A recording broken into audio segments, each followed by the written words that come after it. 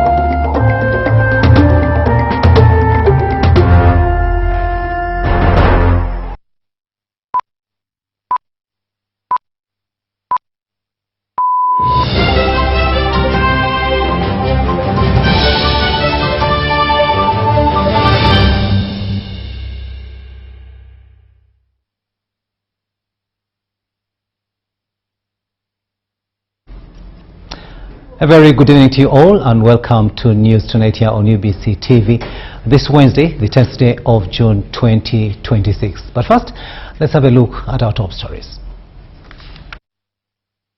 The news headlines are brought to you by the Deposit Protection Fund of Uganda. Keep your information up to date with your regulated financial institution. Customer deposits are protected up to 10 million Ugandan shillings. Terms and conditions apply. Parliament votes to end ministers' absenteeism in Parliament. Vice President says government is open to reviewing existing policies on medical interns. Parliament allows government to borrow 168.9 million euros for irrigation systems project phase 2. And General Katumba Wamala hands over office to Fred Kamau, warns against misuse of Uganda Airlines funds. Were brought to you by the Deposit Protection Fund of Uganda. Keep your information up to date with your regulated financial institution. Customer deposits are protected up to 10 million Ugandan shillings. Terms and conditions apply. Hello there and welcome once again. We are coming to you live online and on air from Broadcasting House here on Nile Avenue. On sign language it is Senyamo Yusuf and I am Rukidi Edward Kijanangoma. Now, Uganda Airlines has signed an aircraft acquisition agreement with Boeing, marking one of the biggest steps yet in the national carrier's fleet expansion plan. The deal, witnessed by President Yoweri Museveni at State House Entebbe, will see Uganda Airlines acquire 10 aircraft as government moves to grow the carrier's route network, cargo capacity and long-haul operations. The agreement was signed by Uganda Airlines Acting Chief Executive Officer Girma Waki and Boeing Executive Vice President and Head of Sales for Africa, Ambesi Yitbarek. We have more in this story.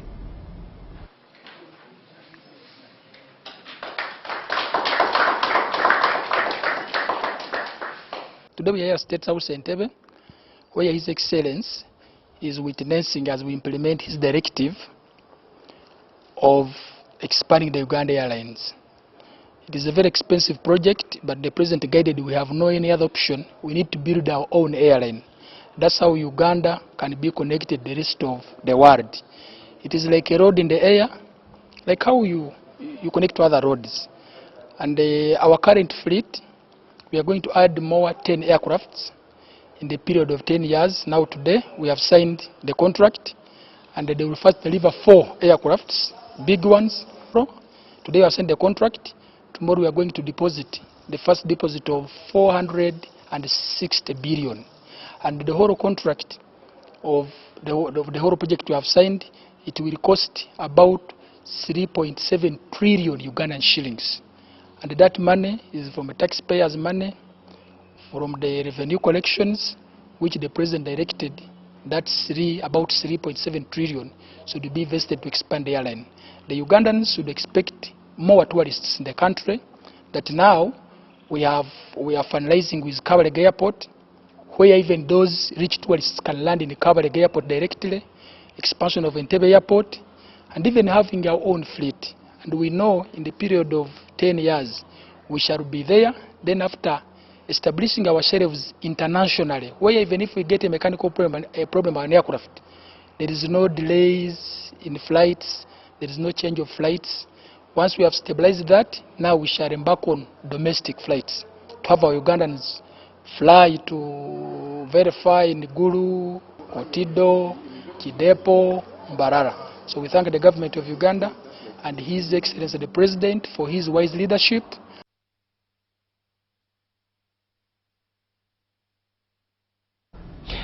Minister Byamukama shedding more light there on the expansion of Uganda Airlines fleet. Now, a total 18 ex-officials have been sworn in as per the rule of procedure of the August House. Presiding over the administration of the oath of office and that of allegiance was the Speaker of the 12th Parliament, Jacob Maxons Oboth. We have more in the story. According to the rules of procedure, like elected members of Parliament, ex-official members are required to take an official oath of allegiance before assuming their seats in the House.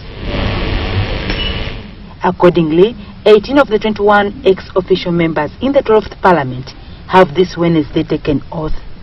One by one, the ministers sought to abide by the rules of procedure of the Parliament at all costs. I, Barugahara Balamateng, swear in the name of the Almighty God that I will be faithful and support and uphold the Constitution of the Republic of Uganda as by law established. So help me God. Whereas they are allowed to actively participate in the parliamentary debates, answer questions regarding their respective ministries, and serve on parliamentary committees, ex-official members cannot vote on any matter before Parliament that requires a decision or division. And that I will preserve, protect, and defend the Constitution. So help me God. Congratulations. We shall give you a copy of the rules of procedure and the Constitution, and you familiarize yourself. Ugandan Indian appointed Minister of Trade, we expect a lot from you. Yeah. Thank you. You will append your signature and you receive a copy of the Constitution and the rules of procedure. Meanwhile, the leader of opposition, Joel Senyonyi, has also introduced to the House the alternative cabinet, better called shadow ministers. Pursuant to Rule 15.2 of our rules of procedure, which mandates the leader of the opposition to constitute and designate colleague members of Parliament to the shadow cabinet, I have the honor to submit the duly constituted shadow cabinet for the 12th Parliament. Asinansi Nyakato, Hoima City Woman MP, Shadow Minister for Works and Transport. Notable among them is the Kawempe North Member of Parliament, Elias Nalukola, coming in as the Shadow Attorney General. The Honorable Caps Fungalo is our Shadow Minister for Security. The Honorable Sheila Amanio, Mukono District Woman Representative, Shadow Minister for Information and Anti-Corruption. Article 78 of the 1995 Constitution provides for the integration of members of the executive into the legislature for better governance and coordination. Dorcas Kimono, UBC News. He is going to address the nation on matters pertaining to the Ebola pandemic. And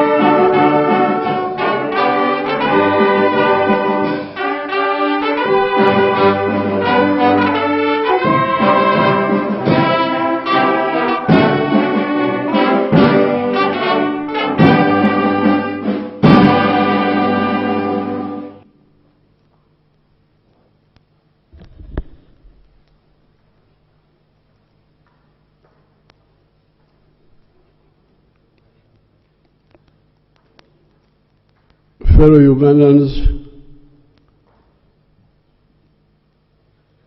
and all people who will listen to this talk. The Banyankore have a proverb which says that amagara gakira magana, obulamu businga obugaga. Health is more important than wealth. Therefore, when health is threatened, we take it very seriously. We have fought many epidemics. We fought AIDS. We fought Corona recently, and even Ebola in the past. So even this one, we can fight it and win it. This Ebola is an aggressive disease, but in my view, it is not as difficult to fight as either AIDS or Corona. Especially Corona. Even AIDS was easier to fight, in my opinion. But Corona was very dangerous because it was spreading through breathing, which meant that if I sat with you in a taxi, even if I did not touch you through the air, you could infect me. And then it was also spreading through other ways. Now, the good thing with the Ebola is that it spread through contact. Contact. You must have contact. Ugonjwa wa Ebola tofauti na ugonjwa wa Corona unaambukiza kwa watu kukaribiana sana, sio kwa pumuzi. Ugonjwa wa Corona ulikuwa hatari sana kwa sababu ulikuwa unaambukiza kwa kupumuzi. Lakini hii lazima muwe karibu sana, ndio naona ni rahisi kufaulu kwa ugonjwa huu. Now, how does it, if it is spreading only through contact and intimate contact, then it means really it is spreading because of carelessness. Carelessness. Kwa sababu ugonjwa huu unaambukiza kwa kukabiliana sana, kuwa karibu sana, sio kwa pumuzi hawezi kuambukiza. Inamaanisha kutokojali ndio shida, ndio inaleta huu ugonjwa kuenea sehemu yote. Now the contact, there are a number of them. I have written about 7 here. Intimate contact. The one of West Africa spread by a boy picking a mango which had been partially eaten by a bat, akahundu, and eating it. That's how it started. The mango had fallen down, but I think before falling down, the bat had eaten a little bit, And when the boy came and ate it, it had some, I think, saliva or whatever, or feces or from the bat, and that's how that huge Ebola, which killed people in West Africa, started. So what does that mean? Eating fruits, eating things, wash them properly. These people can tell you how can we wash. I will give a chance later to Badiumus and the doctors here to tell you, we who eat fruits, like me who eats fruits, how do you eat them safely so that you don't know that you have shared it with the bat? They will say something later. So that was one way. The bat sat on that fruit, maybe eat a little bit or what, or urinated there, whatever.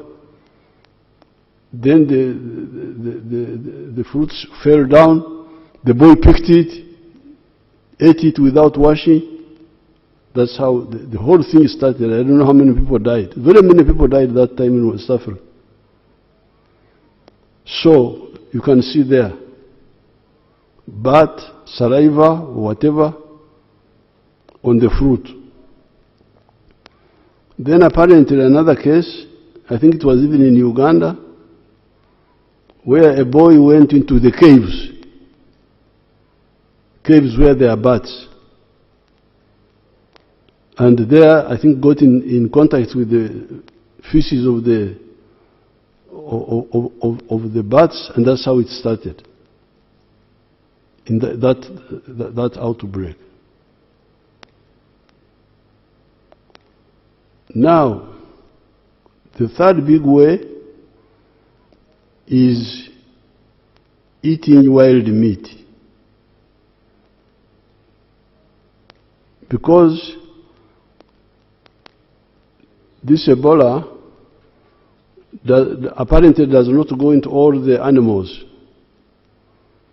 There are some animals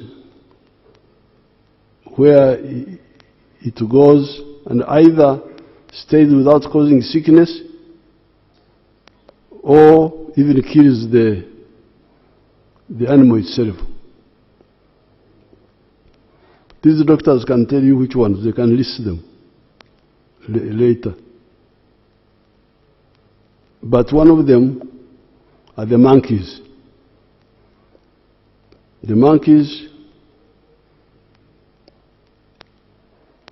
if you eat monkeys,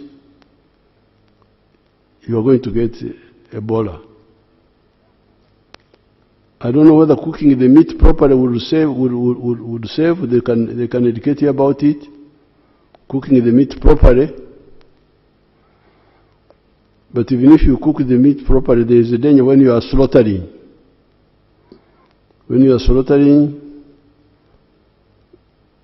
if the skin is intact, you have got no crack in your skin, the virus may not get into you. But if you touch yourself in the soft parts of your body, the nose, the eyes, it will enter you. The virus will enter you. So you have the monkeys, you have the bats, those bats. I hear there are some people who eat them also. Then even some of the wild animals, like the enuma, the one which looks like a goat, they say. But you can have the whole list. These people will give you the whole list.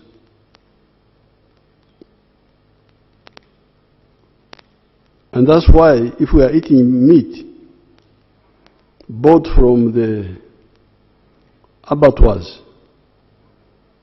you wouldn't get this problem because that meat is checked. But the people in the villages may not have time to go to the butcheries to buy meat. But be aware of those animals which harbor this virus.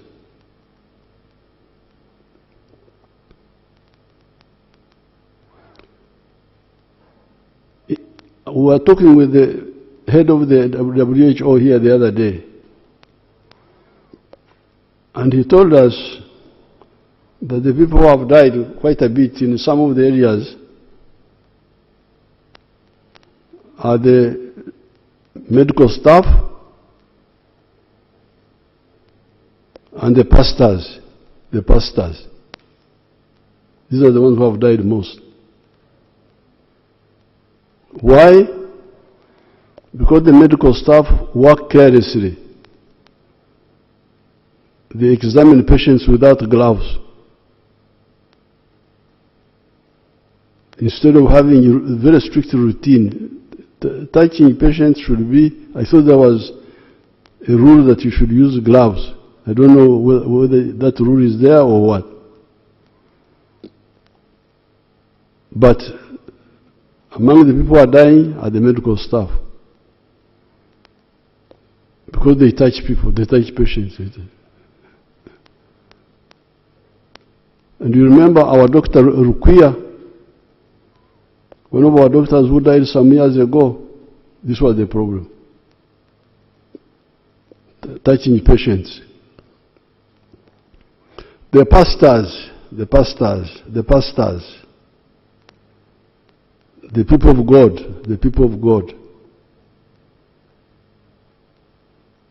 they are the ones who touch patients. That they are healing them. If you pray, God, you can pray, God is not deaf. You will pray without touching. God is not deaf. He will hear you. This misuse of, the other time when we had corona here, the Archbishop of Canterbury came here. They said he wanted to bless me. I said, no, I don't, you bless me from a distance. Don't touch me. He couldn't touch me. I could not greet him even. I refused. What's all this? In the book of Genesis, it says, establish dominion over nature. This is science. Establishing dominion over nature is to understand science. Man was created on Saturday, after all the other creatures were created, and God told him, establish dominion over these creatures, because you are cleverer. So we should use science.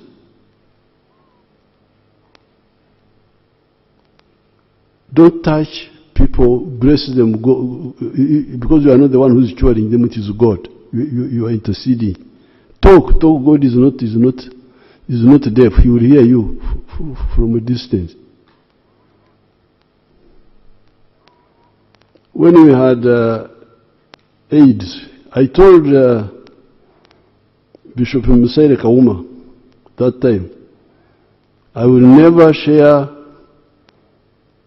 this Holy Communion cup with this crowd that they are sharing the communion, sharing saliva. I told him I can't be part of this, and I think they introduced in the individual cups or something. I don't know how clean they are. So please stop abusing, being like the Pharisees, just to be seen, not really doing the work of God. Because that's what the Pharisees would do, praying on the street corners, so that God sees them. So that, no, not God, the people see that they are religious. So the people are dying most. In some of the situations, I don't want to talk where, the health workers, the pastors, by touching.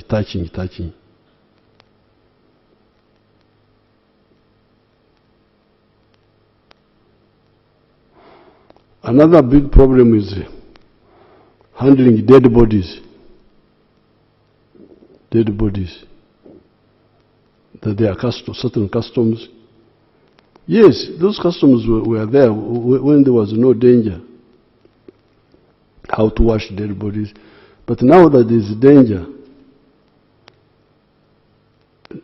it has been announced.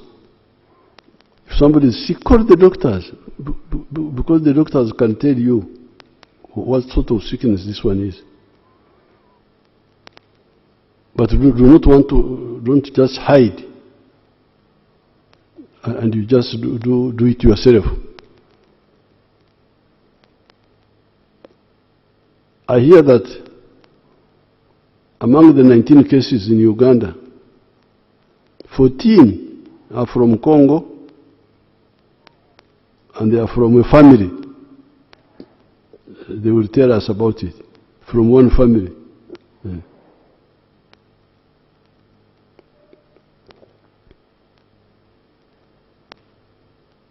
So therefore, you now know how Ebola spreads.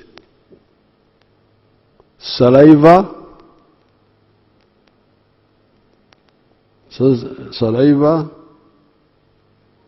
blood, sweat, vomit, if somebody has vomited, sperms. Ebola can stay in a man for, I hear, 9 months. Yeah, that's what I hear. So this shaking of hands, please. I even told this WHO man, I saw him with the elbow. I said, please.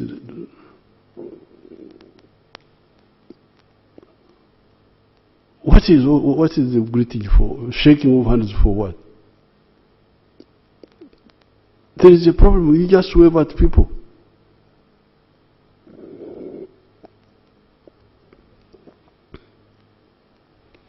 Now, therefore, kwa hiyo huu ugonjwa wa Ebola unaambukiza kwa mate.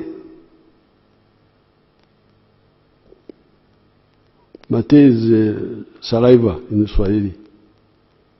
Kwa damu, kwa jasho,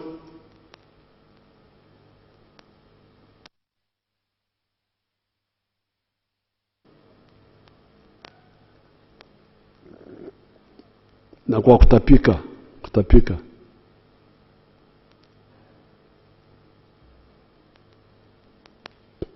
Na zile nyama ambazo za pori ambazo ziko na huu ugonjwa, ya kwanza ni nyani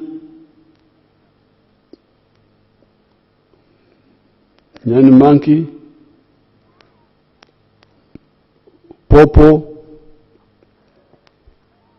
popo ni bat, na nyama zingine zinaonekana kama mbuzi huko porini. Hizo zote zinaweza kuwa.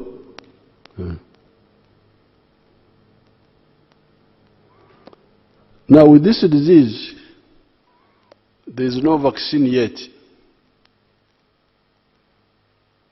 And there is also no direct medicine for treating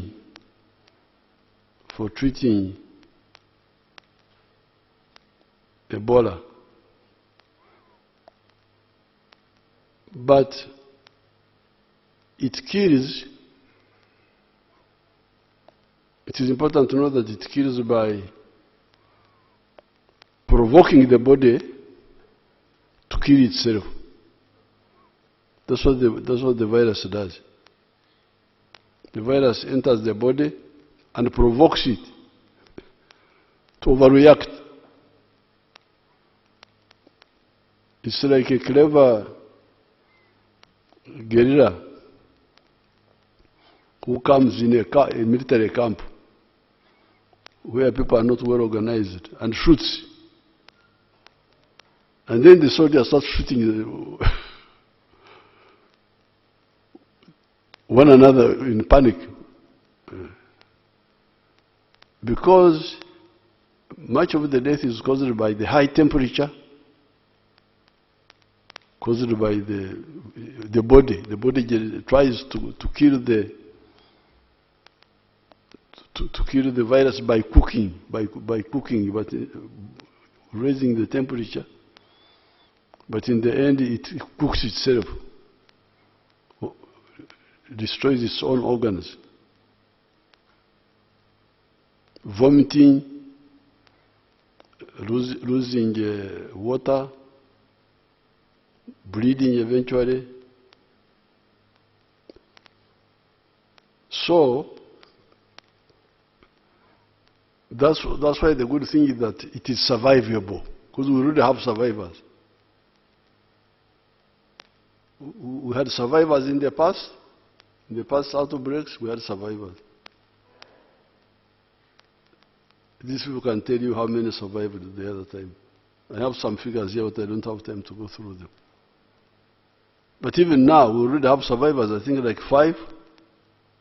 5 have already survived out of the 19. 2 are the ones who died. 2. There are still 2, or they have increased.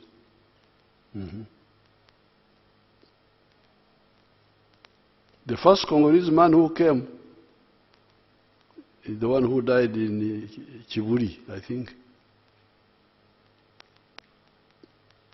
And came with their sister-in-law. They came separately, but I think they were from the same place. The sister-in-law has recovered. And she recovered. They recover because they get support. The doctors control the temperature.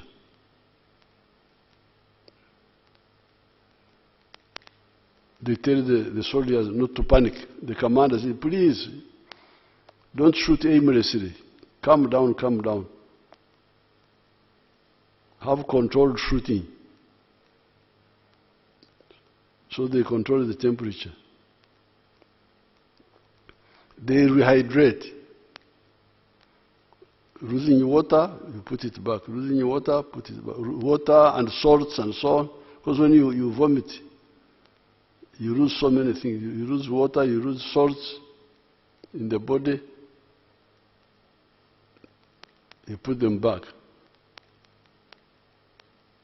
You put the water, the fluids.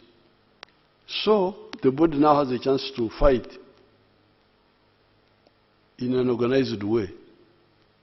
And people get cured. So which means the body overcomes. Otherwise, how would people get cured? Which we don't see, which is very difficult in AIDS, because AIDS, I don't know whether people have really had a cure. But this one, people have been cured. So it is very simple. It's just indiscipline. This one, people have been cured. Some have died, yes, but others have been cured completely because of controlling the other killers, the temperature, the loss of fluids. You find the body fights back and it overcomes the virus. Combined with the inability to spread so much like corona. Corona was spreading through breathing. This one is spreading through contact. This disease is easy to stop if only people are serious. So therefore, the most important thing is to report quickly to the doctors. Don't delay. Once you feel some symptoms of sickness, report. So that they check and if it is Ebola, they start intervening early.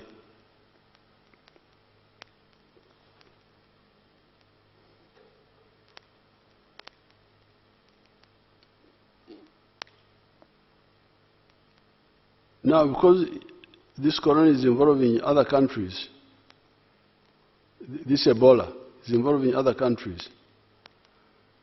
We have had to stop mass movements of people from neighboring countries, especially Congo.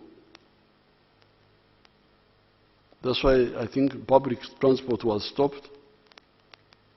Correct? We only allow cargo. Why do we allow cargo? Cargo is very crucial. It's very crucial for countries, for businesses. Stopping it is like a blockade, as if you are at war. You can't do that. But the good thing is that cargo also requires a few people. Cargo requires a driver and a tannoy boy, 2 people. Finish. And these are easy to check. You can check them at the border. If they are sick, you... Now, the other good thing about Ebola, this Ebola is a disease. It's very easy. The other thing about Ebola is that it doesn't infect. Somebody is not infective until he starts getting sick. But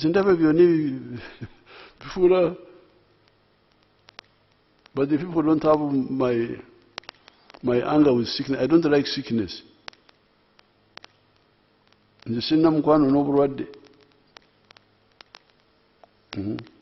don't like it. That's why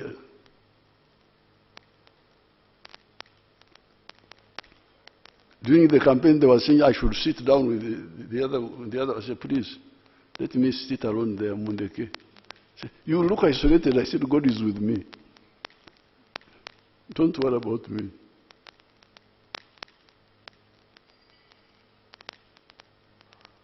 So this one,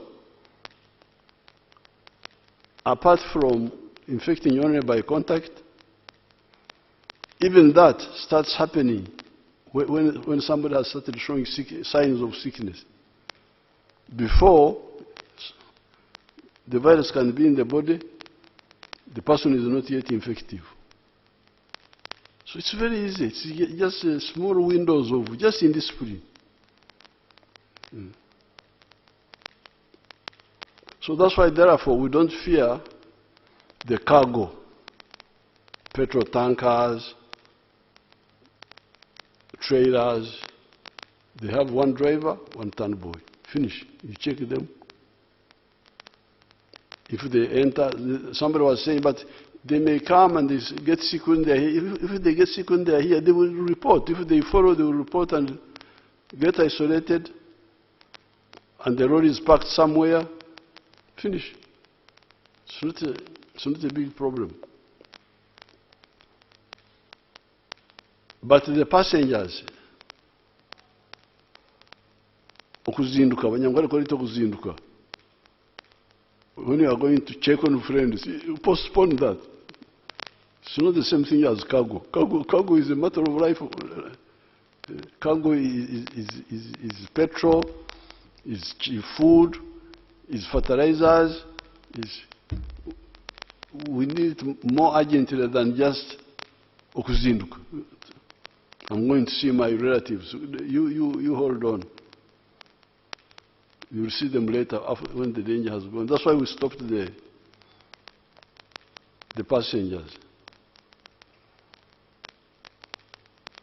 But now, some of them come through the border on foot and in boats. Now, that's where the danger is. First of all, by coming in that way, you take long. You are hiding, days pass. Even if you arrive in a health center, you have lost some time. So that's why we have worked with the Congo government, and these people will tell you what the exact plan, to open joint medical camps on the Congo side. and announce it. We are here. If you feel sick, come. Don't try to go to Uganda, because there you will delay. Come here. Come. We think that one will help.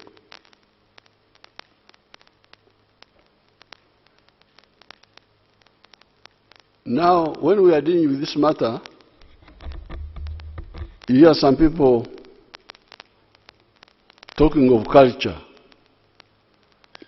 There is the culture of washing dead bodies.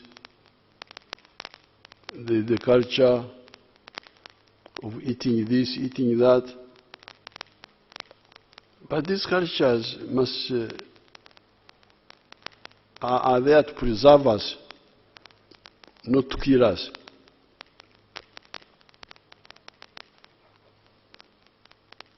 If they can be modernized, for instance, the meat we are eating because of culture, if it can be, how can it be slaughtered safely?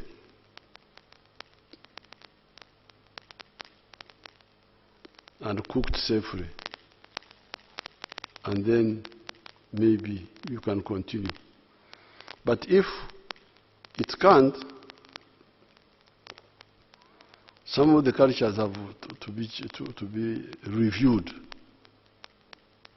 You remember when AIDS came, there was the culture of, Wanyankole call it, okungura. Okungura is wife inheritance. It was a duty, brother to inherit. In fact, even the Wanyankole have a saying that erisho ry'umuhunguzi ureba barakiro.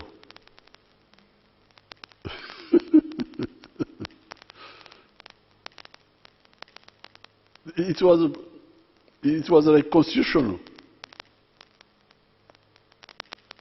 You had to inherit the wife of your brother who died. And it was a social arrangement, because the question was, this fellow has died. There is no social insurance, there are no pensions. Who will look after the children? Who will look after the wife herself? So that was the arrangement. But when AIDS came, we saw the danger and we said, please, please, please. And people started reviewing it. Female circumcision, how could you reform it? Female circumcision was wrong science. There was no way you could say you do it properly in a better way. There was no better way. So we had to confront our Kapchora people and say, please, this one.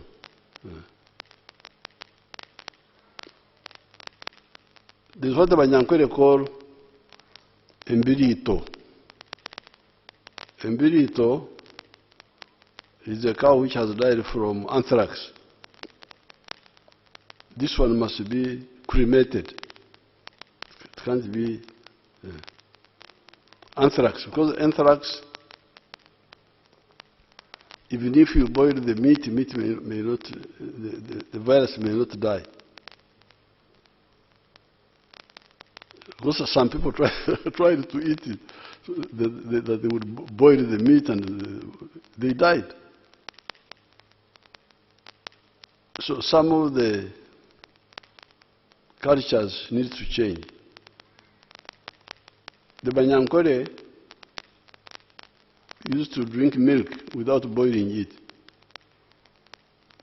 until we found that, until we came to know what Louis Pasteur, the Frenchman, who first saw the microbes, so started knowing what he had seen, that there are microbes in the milk which we don't see. And we had to boil it. We had to abolish that culture So I appeal to our people to review those cultures. Now, but also connected with all this is the issue of invading the forests. I will get time and write something about the trade order and the environmental restoration which I see going on. I will have something and write.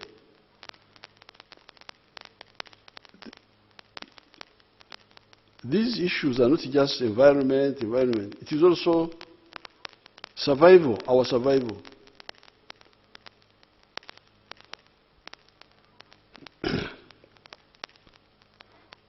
I have not studied it, but I will challenge these people to study it and inform you.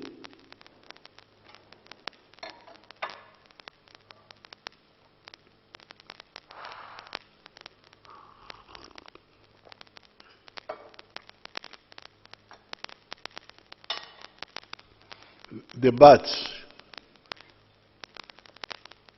I normally see the bats flying at night. Eating, I think they eat insects. Do they eat insects? Yes. So the bats, you may find the bats are also part of the balance of nature. They do some good work. Maybe they are doing some good work. Eating the insects. Because if the insects were not eaten, they would be too much. They will overpower us. So I don't know whether it is correct to campaign for the extermination of the bats. If the bats are exterminated, is it good? But me, I suspect, because I normally see them eating insects.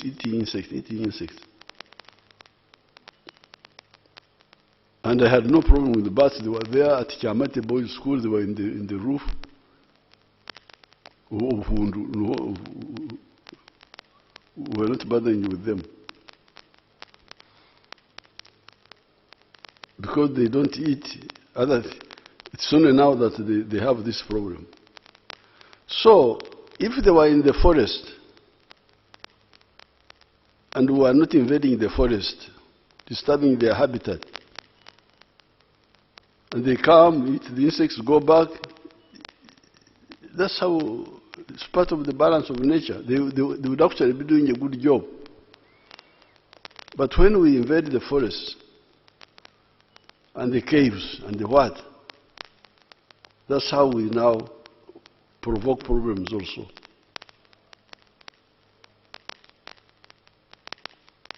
Kwa hiyo wenzangu, huu ugonjwa wa Ebola ni rahisi kusimamishwa, kukomeshwa, kwa sababu kwanza hauambukizi sana, sio kama corona kupita kwa pumuzi, mpaka ushikane na mtu mkono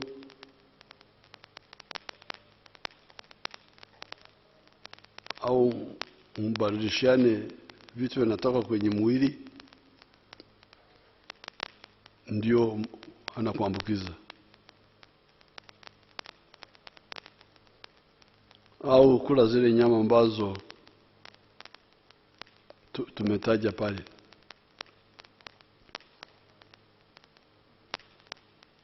Cha pili, hata baada ya kushikwa ugonjwa, ukifika haraka kwa matibabu, unaweza kupona. Kwenye watu 19 ambao wamekutwa na Ebola hapa Uganda, 5 wameshapona.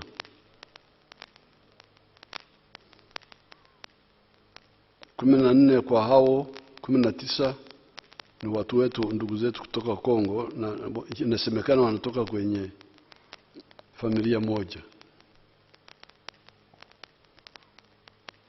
Kwa hiyo mambo awe mawili. Kwanza, ugonjwa hauambukizi sana kama corona, ni rahisi kukomeshwa.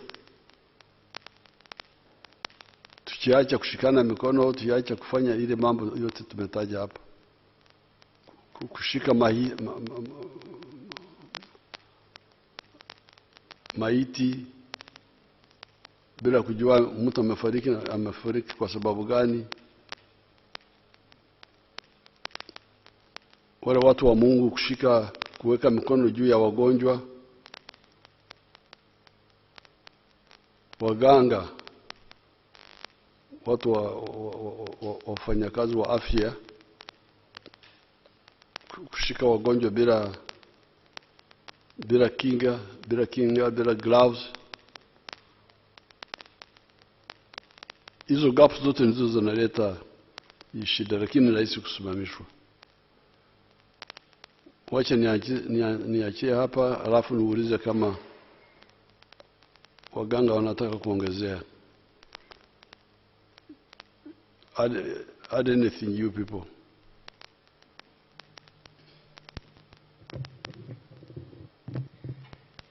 Thank you very much, Your Excellency, for that elaborate explanation to the viewers and listeners about this disease, the Ebola outbreak. Your Excellency, like you have clarified, Ebola belongs to a group of diseases we call zoonoses or zoonosis. This one means that the organism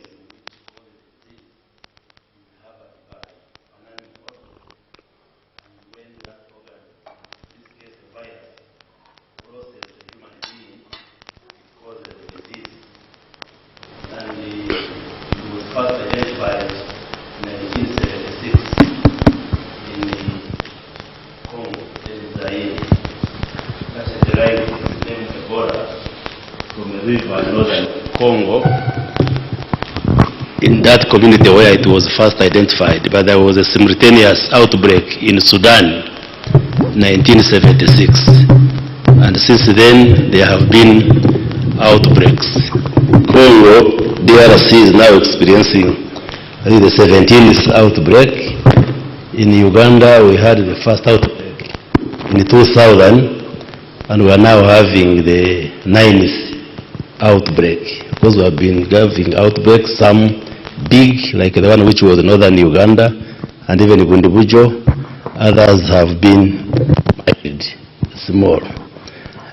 You have explained there are animals which are reservoirs which harbor this virus, and the most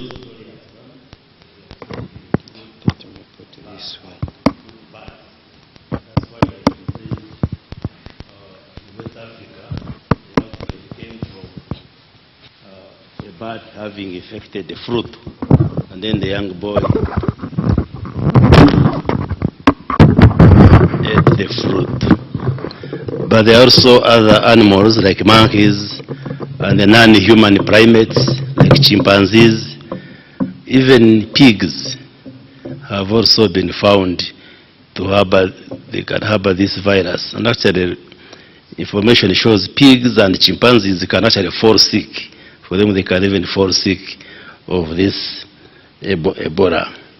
And once it infects you, it takes 2 to 21 days to incubate before it develops into symptoms and one who gets sick.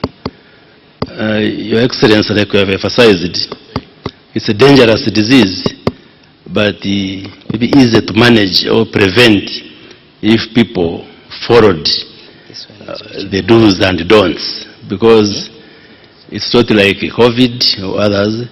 You get it through physical contact with fluids of somebody who is having the virus.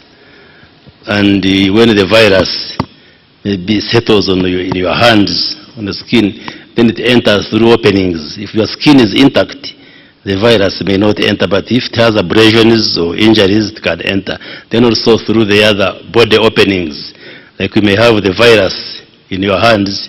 If you touch your mouth, you touch your nose, touch your ears, eyes, sexual organs, like through sex, those are openings which can allow the virus to enter your body, and then it causes damage, like you have explained.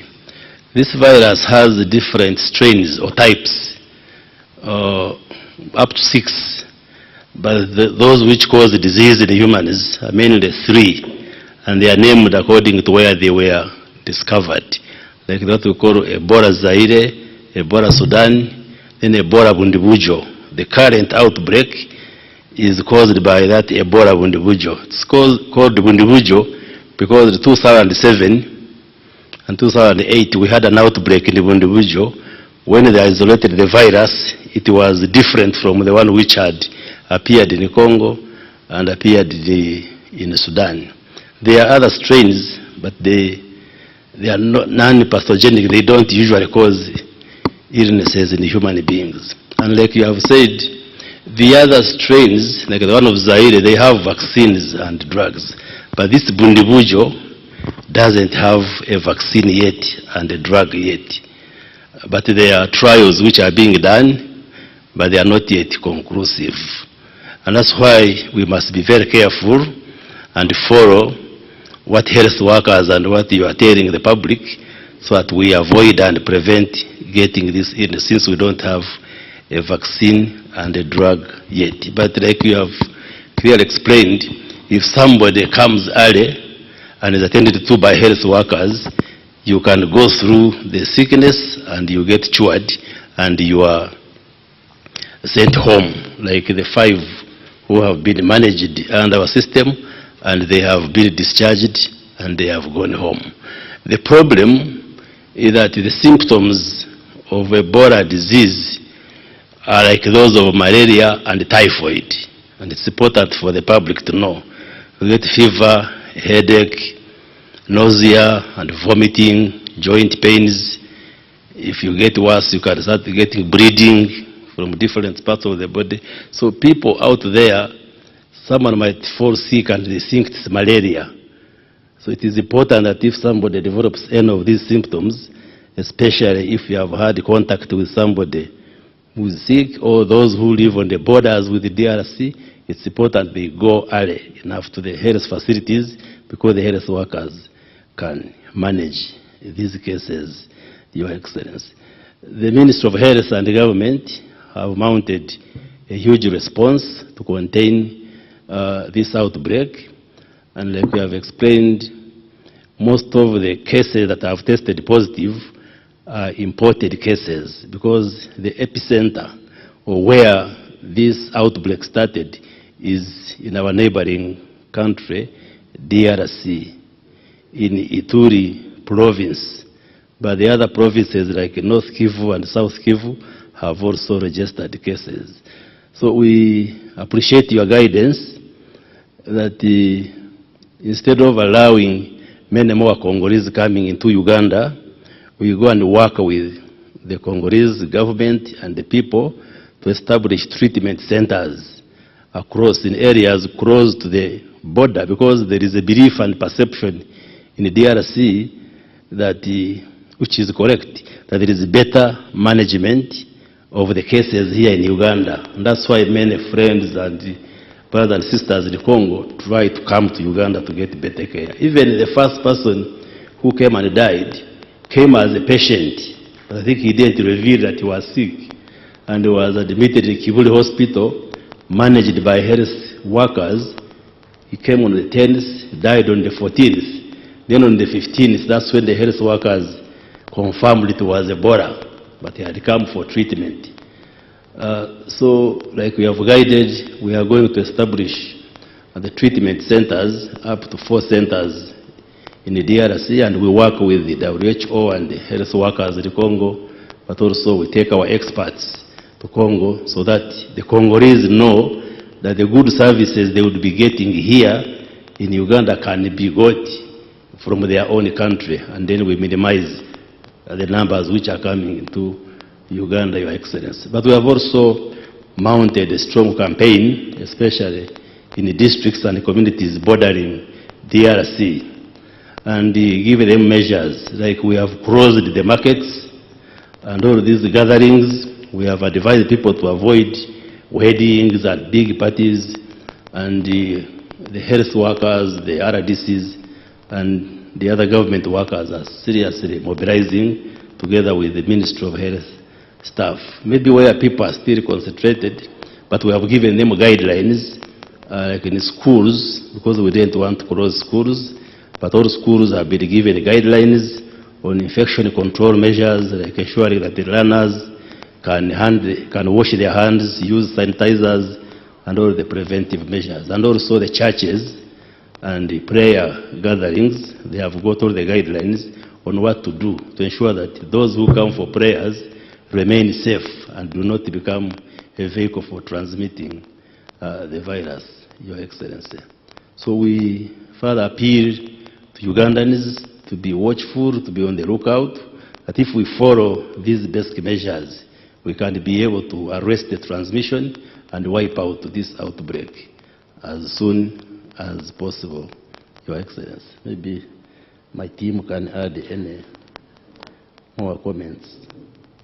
Your Excellency, you asked in the last outbreak, the total people that were infected were 14, and 2 died before they go to our treatment unit. But all the people we got in our treatment unit were treated and got better and went home. The 12. Outbreak. The 12. The 12. Mm. And in West Africa, Your Excellency, those who died were 11,000 people who died in 2015 in West Africa. Mm. At the moment, we have discharged 5, but all our patients that have been in ETU, the ones that have been treated, are getting better. The ones that were really, really sick, they are getting better, and soon we will also discharge. We don't anticipate anyone to die in our ETU. All the people we got this time who have been treated in our isolation center.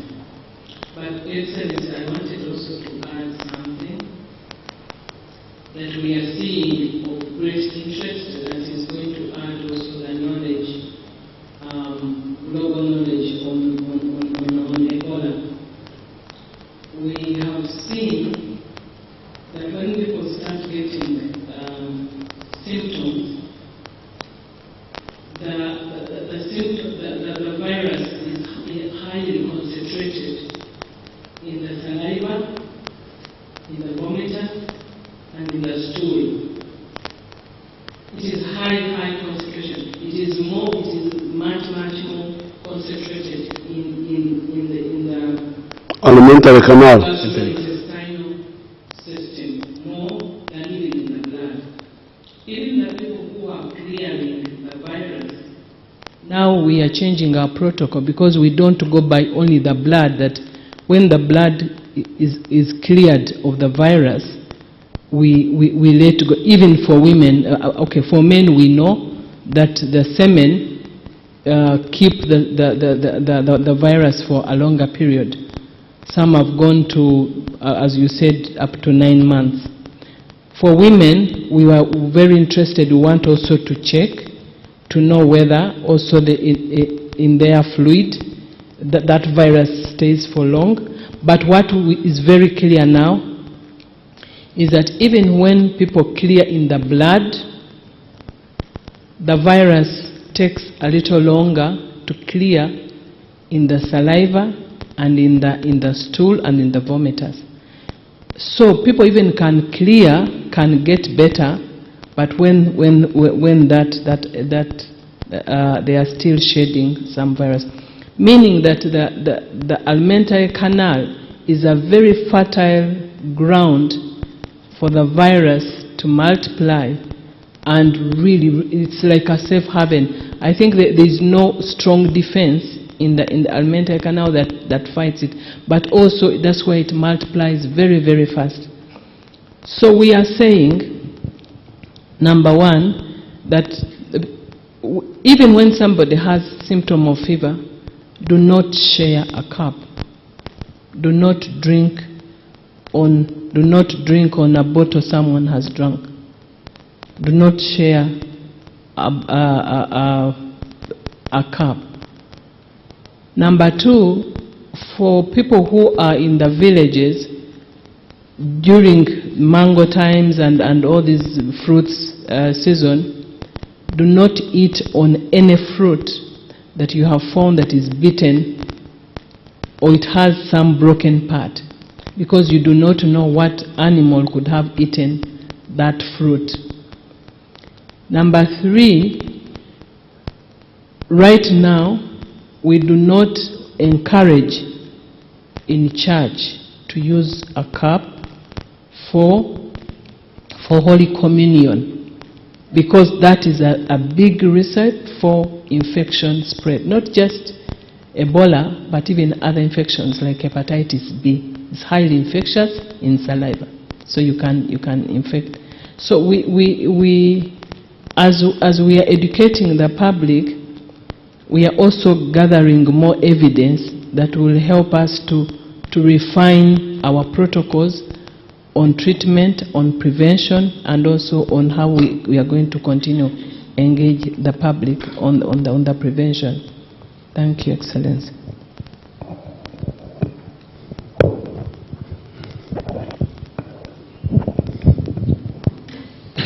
Your Excellency, thank you. That is the command of diseases. Is the Commander General. No, Your Excellency, I'm now also converted more prevention. Oh, yes. It's now Director General of Health Services. Yes, please. You want us to remain healthy rather than disease. Yes, please. Your Excellency, as you clearly indicated, the people at risk are really the health workers. Because the 5 cases which we got, 4 of them are health workers. And then the other one was the driver who transported the first case. And our health workers of Uganda. Of Uganda, yes. Mm-hmm. Who handled the Congolese carelessly? They handled the Congolese because this particular patient, I think they got into the process. She was very sick, and then she got into a cardiac arrest, so she got into a process of resuscitating the what? So the exposure was very, very huge. Because also we are seeing that others might be exposed, but they are not seroconverting, they are not getting the disease. So this particular group, because it's actually in one hospital, that's in Kampala Hospital, all the 4 happen to be what? In that place. So how are they trying to resuscitate? I think definitely you do a cardiac what? And trying to put a tube in the what? In the CPR. Without gloves? They probably had gloves, because at that time, that particular patient had now in the terminal stage of dying, and she was having signs of bleeding. Because that's what we are also seeing, that normally as they are dying, actually when the person is dying, the virus also does not want to die with the dying person. So it gets into the surface of the what? Of the body. And so all the body is very infectious. That's why the bodies are really super spreaders. Like remember when we had in Kasanda, where a group which went and exhumed a dead body, and then they had a very big exposure. So really our call is to the health workers that they need to protect themselves, put on gloves, sanitize and wash hands. Those are really preventive mechanisms, can protect them, protect their patients, but also protect their families. But in this case, where was the carelessness? The carelessness now, because now I am sure that the patient there was a lot of bleeding and probably a lot of probably vomiting, a lot of fluid coming through the throat, and even when they were trying to put the endotracheal tube, there was already bleeding which was coming out. So in the process, the glove sometimes how could they have done it safely?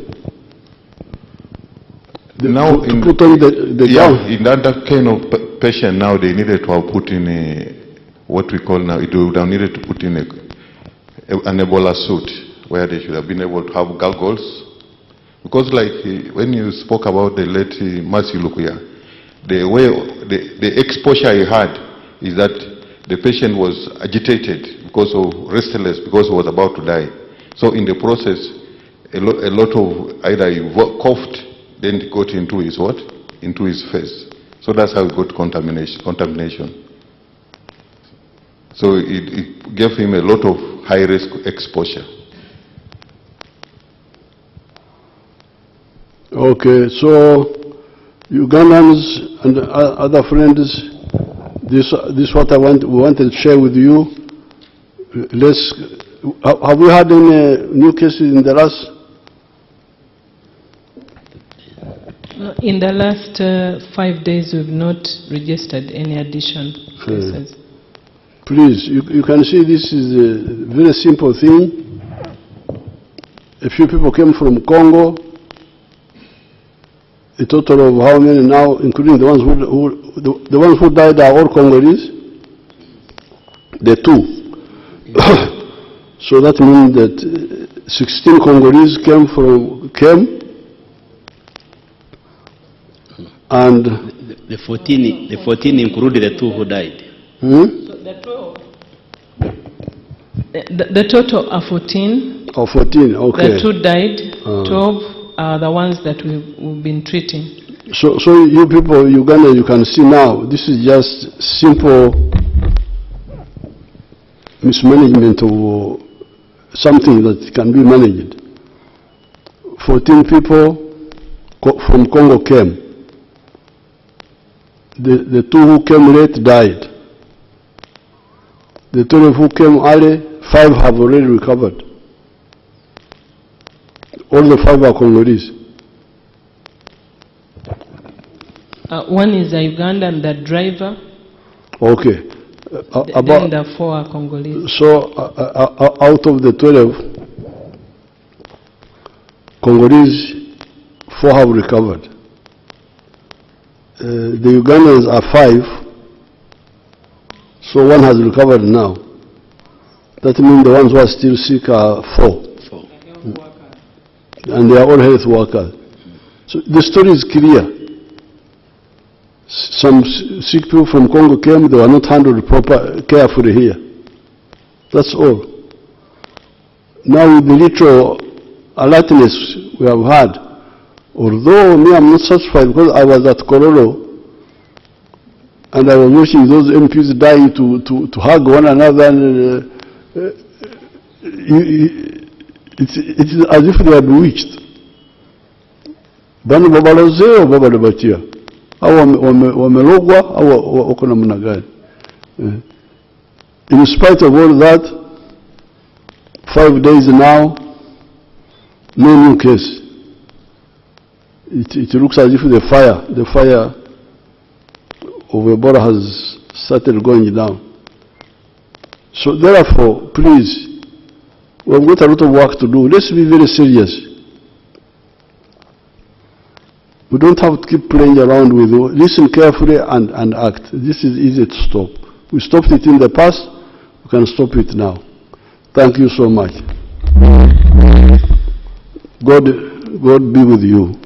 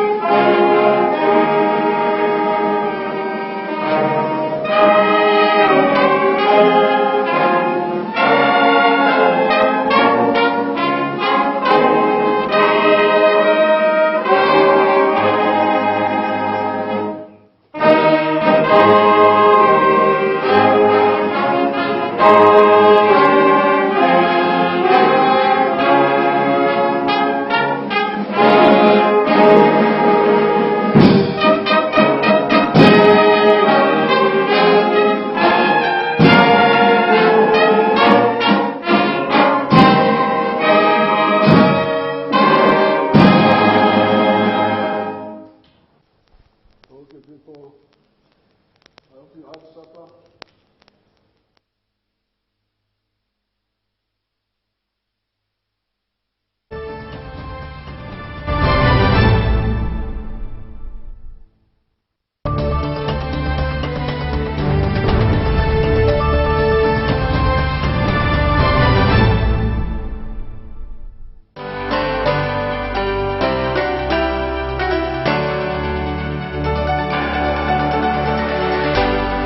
UBC, inspiring Uganda.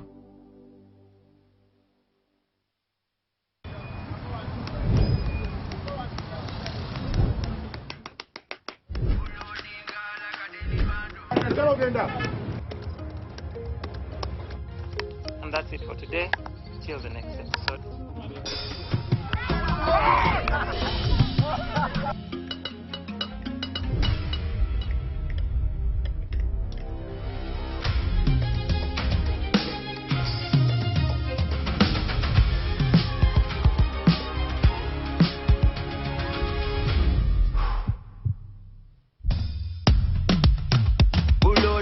Like a daily bando, like a daily bando, like a daily bando. Omuliro nguwulira muli mumutima kukankana like drums. Kalakata, kalakata, enendungu ya kusabula. Mikono juu, free of fire, free of fire, free of fire.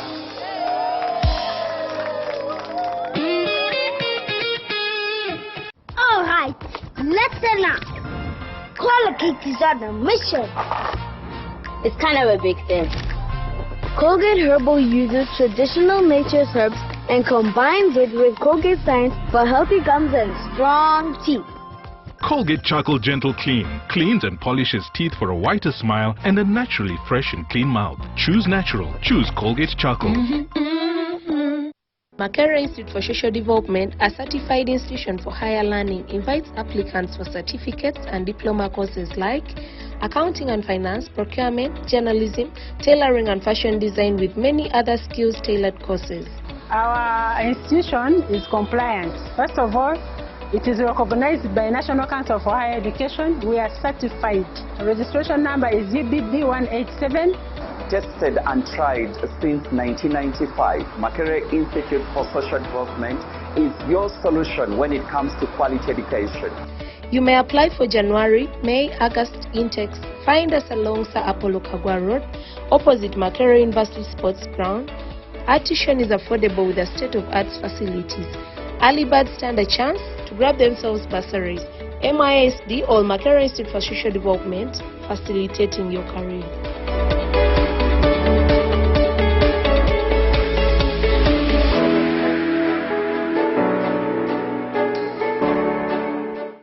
It's our mission to secure your money. Protecting your money is as important as earning it. It is for this reason that the Deposit Protection Fund of Uganda, DPF, was established by the government of Uganda to provide deposit protection to customers of regulated financial institutions. In the unlikely event that your commercial bank, credit institution or microfinance deposit-taking institution fails, the DPF will pay you up to 10 million Uganda shillings. Keep your personal information such as national identification number, mobile phone or an alternative bank account updated with your banker. Terms and conditions apply. For more information, contact DPF at Aha Towers, Plot 7 Lodell Road, Kampala. Call 0312 206 400 or visit our website at www.dpf.or.ug. We are the DPF. We protect your money. Protection Fund of Uganda. Today we are in Makerere College School and we've got our winner, and that is none other than Michelle. I am sure you've already gotten the school fees and the excitement is already there. Thank you so much. Michelle has won school fees for a year. Never Zaba Momo. 3 times paid, cleared. You can also stand a chance to win. You simply have to dial *165 *80# or use the Momo app. Schools that accept students to pay school fees using Momo also stand a chance to win a van. Pay your school fees. You never know, you could be the lucky winner. In a fast-moving world, why are we still stuck with paperwork? Signing here, stamping there, moving from office to office. It's exhausting. Now, there's a better way. With UG Pass, you can securely prove your identity, sign documents, and access government services anytime, anywhere. No delays, no stress.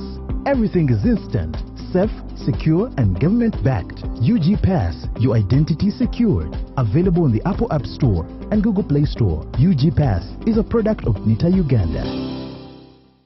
Uganda, it's time to move for a cause. Join the Olympic Day Tokyo Run 2026 on 20th of June in Bushenyi under the theme Move, Learn and Discover for Nutrition Care. Choose your challenge, 5 km, 10 km or 21 km, and take part in